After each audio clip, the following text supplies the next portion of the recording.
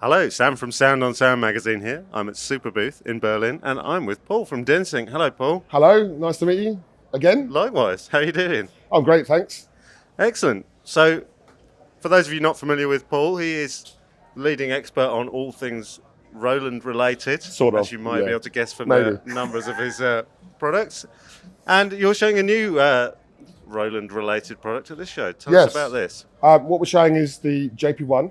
It's monosynth with two oscillators based on the original Curtis 73340. The oscillator section is inspired by the layout of the Jupiter 6.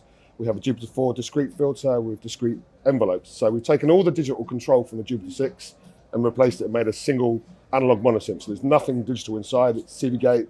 You can connect it to your modular. You can play very rich Roland tones, and we've got cross mod, linear cross mod, exponential. So you can kind of make it more modern sounding with sort of FM tones and things like that, and you can externally control it as well.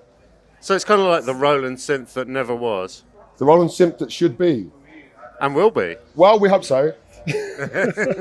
But yeah, we're currently working, like I said, this is just a concept prototype.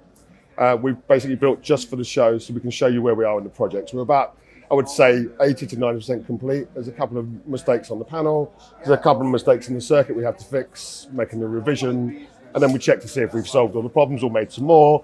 And probably have it ready by the fall, we hope to.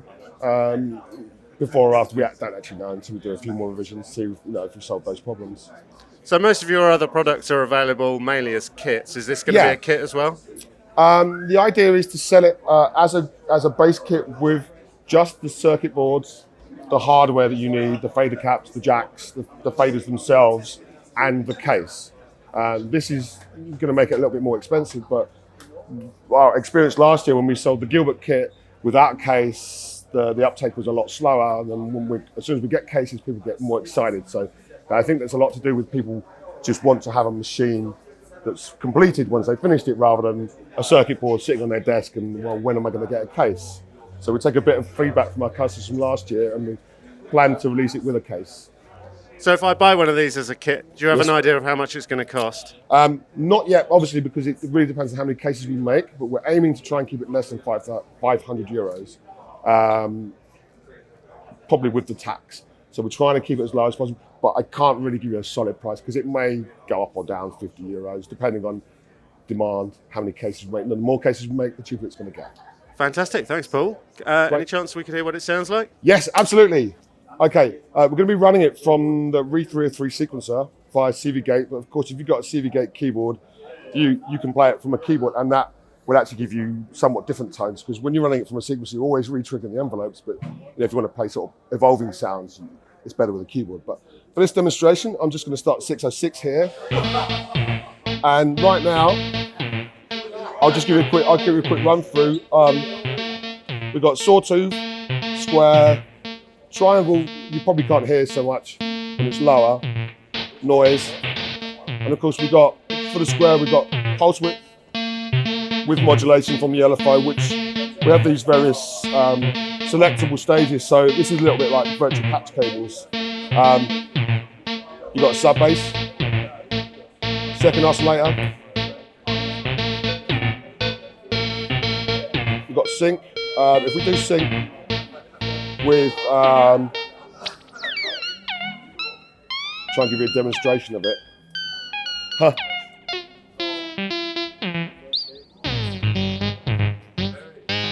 You've got cross mod. You've got mix between the voices. You can assign the envelopes to the VCF. Let me take some of that off, get back to the traditional sound.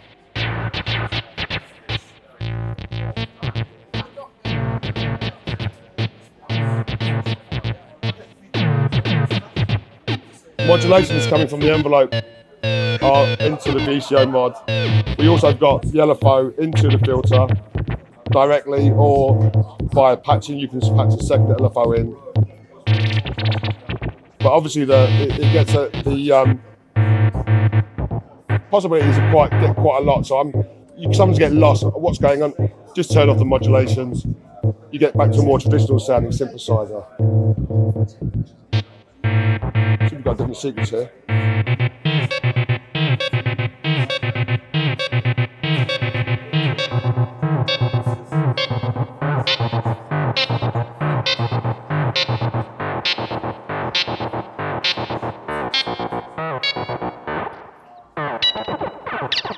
So you have very sort of more modern sounding when we start doing the FM, but you can always come back to that traditional sort of Roland VS8 sound. You can make these kind of pads. Let me see if I can do that. Yeah.